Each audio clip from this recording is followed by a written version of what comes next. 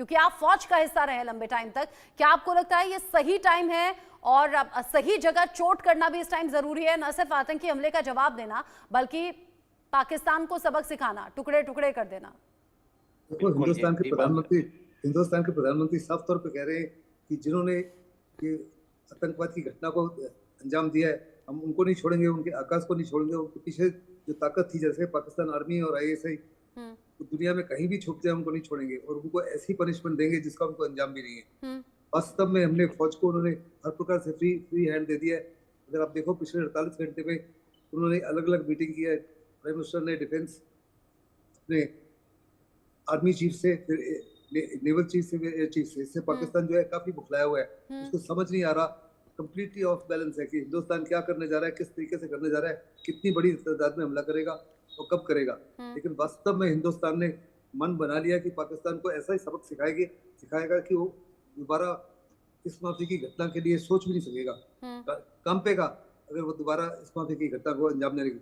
और वो उस पोजीशन में नहीं होगा। कम से कम 20, 30, 40 साल तक गलती से भी नहीं सोचेगा हिंदुस्तान के खिलाफ कुछ ऐसी कार्रवाई करने के लिए। हिंदुस्तान में पुराने में कंसिस्टेंसी नहीं रही। पहले 2016 में हमने उरी के बाद में सर्जिकल स्ट्राइक की, फिर 2019 में की, 2025 के बीच में पाकिस्तान ने अनेकों हादसों को अंजाम दिया। लेकिन हिंदुस्तान अपनी सिक्योरिटी को टाइट करता रहा, अपने इंटेलिजेंस को टाइट करता रहा, पाकिस्तान के खिलाफ कार्रवाई नहीं की। अभी प्रधानमंत्री मोदी साफ तौर पे पाकिस्तान को इशारा दे रहे हैं, आप छोटी घटना हो या बड़ी घटना हो, हम घुसकर बिल्कुल उसी माफी कार्रवाई करेंगे जैसे प्रेसिडेंट ओबामा ने किया था बिन लादेन को निकालने के लिए। आपकी अगर हिम्मत है तो बचा लीजिए दाऊद इब्राहिम को या लखवी को या मसूद अजहर को या हफीज सईद को या सलालुद्दीन को। ये सारे कोई नहीं बचने वाले।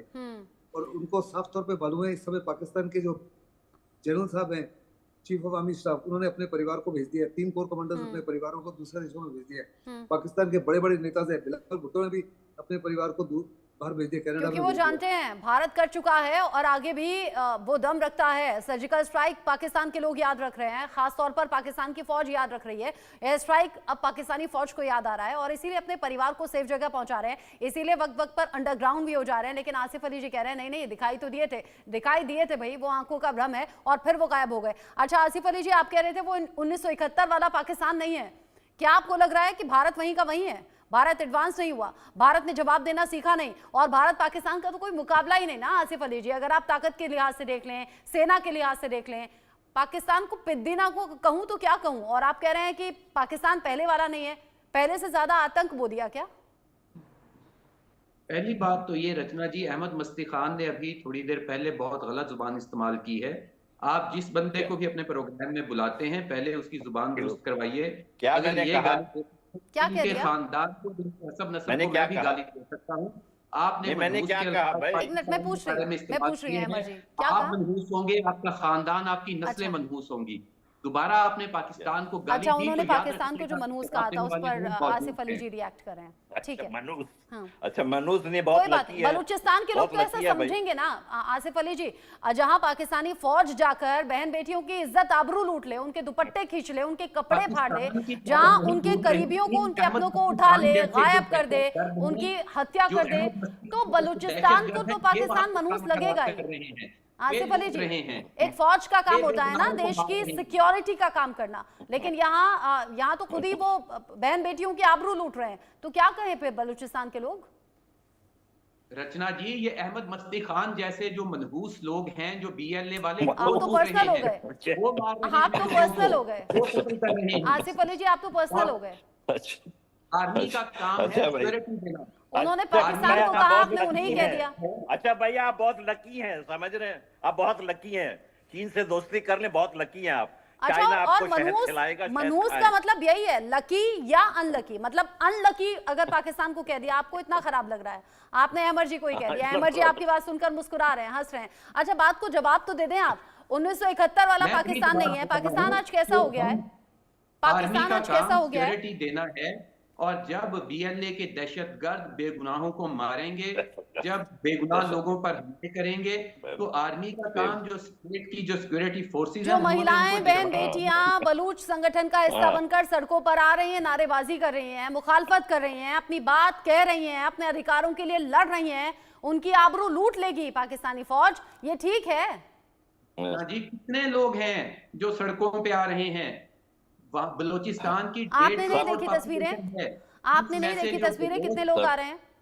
और अगर इतने जो ज्यादा नहीं बहुत थे, क्यों ये population है, मजबूरी आ गई कि सड़कें तक खोद दी गई? जब क्वेटा पहुंच रहे थे ये बलूच संगठन के लोग विद्रोह करते करते अपने आंदोलन को आगे बढ़ा रहे थे, क्यों मजबूरी में सड़कें तक खोद दी गई, हाईवे खोद दिए गए? बिल्कुल जिस तरह वो आपने जंग कश्मीर में खंदक लगा दिया खंदक था, लड़ रहे, इस तरह यहाँ पे जंग भी कार्रवाई खंदक। की गई। जब जिस तरह आप लोगों ने मणिपुर में या नागालैंड में कार्रवाइयां की, जब भाई आप नागालैंड परचम यूके में भाईजान, आप लहराया ये गया था, आपके तो फौज हमने सही भी कार्रवाई भाई, की। अच्छा, भाई साहब आप यहाँ से पाकिस्तान का मुकाबला कर रहे हैं। यहाँ तो सरकार ने एक्शन ले लिया, रत्ना जी, आपने मैं क्या से एक्शन सवाल लिया? करना आपने क्या एक्शन लिया? एक मैं सब बोलिए मैं बोलिए इनसे अमर एक जी। सवाल करना चाह रहा हूँ। हाँ बोलिए। इनसे मैं ये पूछना चाह रहा हूँ, क्या इसमें कोई शक है कि पाकिस्तान का फौज सबसे बड़ा दहशतगर्द है? आसिम मुनीर जो है बिन लादेन से बदतर है। बिन लादेन मौलाना जो हम मुनीर कहते कहिए हैं ना, दहशतगर्द, मौलाना मुनीर। जी मुल्ला मुनीर जो है बिन लादेन से बदतर है। ये दुनिया को समझना चाहिए।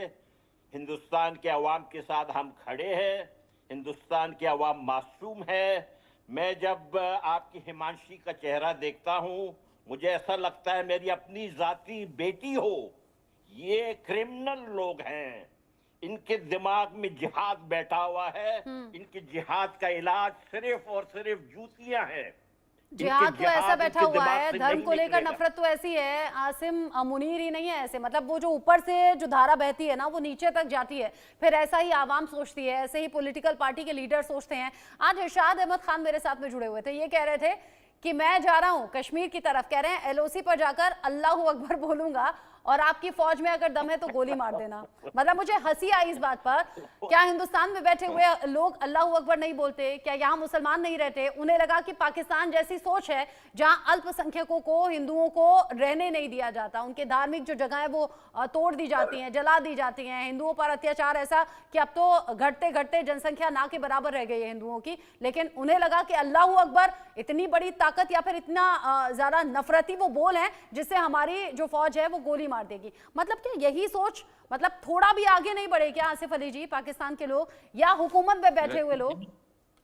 रचना जी, पहली बात तो यह है कि पाकिस्तान में मौजूद हैं हिंदू बिरादरी, सिख बिरादरी, क्रिश्चियन बिरादरी, कितने मौजूद हैं? सवाल ये कितने मौजूद हैं जहां नाबालिग लड़कियों की शादी अधेड़ लोगों से करा दी जाती है, गर्दन पर तलवार रख दी जाती है कि बोलो इस्लाम कबूल करो, धर्म परिवर्तन करो। रचना, किसी की गर्दन पे कोई तलवार नहीं रखी जाती, ना ही किसी को आप तक नहीं पहुंचते क्या वीडियोस? आसिफ अली जी, आप तक नहीं पहुंचते क्या वीडियोस? अच्छी बात है अगर आपके आसपास ऐसी चीजें नहीं हो रही। अच्छे लोकेलिटी में रह रहे होंगे आप, अच्छे मोहल्ले में अच्छे तरीके से अपने परिवार को रखा हुआ होगा, लेकिन आप तो पत्रकार है ना। पत्रकार का काम है ग्राउंड पर जाना, हर उस तबके, हर उस वर्ग तक जाना जहां गरीब हो, जहां असहाय लोग हो, उनकी आवाज बनना। जाकर देखिए तो सही क्या हो रहा है वहां हिंदुओं के साथ। मेरे इलाके में अगर थोड़ी सी भी ईमानदारी हो ना, तब ये कहेंगे वो हमारे इलाके में ही है। आपके हिसाब से तो आसिफ अली जी, आपके हिसाब से हिंदू, मुस्लिम, सिख, ईसाई सब बहुत अच्छे से पाकिस्तान में रह रहे हैं, बहुत मिलकर रह रहे हैं, और आपके हिसाब से वहां महंगाई का नाम और निशान नहीं है, है ना? आपको ऐसा ही लगता है? पीके सहगल सर, अगर पाकिस्तान में सब कुछ ठीक होता तो पाकिस्तान आज गर्त में जाता क्या? पीके सहगल सर, जब पाकिस्तान आजाद हुआ था उस समय हिंदुओं की पॉपुलेशन 20% थी। आज वो 20% से कम होकर 2% रह गई है। उस समय सिखों की भी थी, क्रिश्चियन की भी थी, बहुत बड़े पैमाने पर शियास थे, अहमदियास थे। आपने सबको खत्म कर दिया है। बहुत बड़े पैमाने पर आपने उनके ऊपर जुल्म ढाए। यहाँ तक कि यूनाइटेड नेशन भी साफ तौर पे कहता है कि जिस माफी की कार्रवाई आप कर रहे हो, ये कार्रवाई सही नहीं है। आपने 40% से ज्यादा शियास को मार दिया है, 80% से ज्यादा हिंदुओं को मार दिया है, या उनको जबरदस्ती कन्वर्ट कर दिया है। कम से कम जब से पाकिस्तान आजाद हुआ, कई लाख हिंदुस्तानी बच्चियों को अपने जबरदस्ती उनका रिलीजन चेंज करके उनके साथ शादी कर दी है। ऐसे में इस माफी की कार्रवाई करते रहोगे तो कौन आपको बख्शेगा? इवन खुदा भी आपको नहीं बख्शेगा। इस समय पाकिस्तान के जो जनरल्स हैं बड़े घबराए हुए हैं। उनको साफ तौर पर नजर आता है कि उनके खिलाफ जो है उनकी अपनी आवाम खड़ी हो जाएगी। यकीनन पाकिस्तान के अवाम को समझने आ गया है कि उनकी मुसीबत की जो जड़ है वो पाकिस्तान की आर्मी है, वो पाकिस्तान की ISI है। मुझे पक्का यकीन है कि अगले 2 या 3 साल में वो आपको उठा के फेंक देगी बात। हाँ जब अवाम का गुस्सा आएगा ना तो पाकिस्तान की आर्मी को भी नहीं पता लगेगा कहाँ जाना है। हाँ वो जो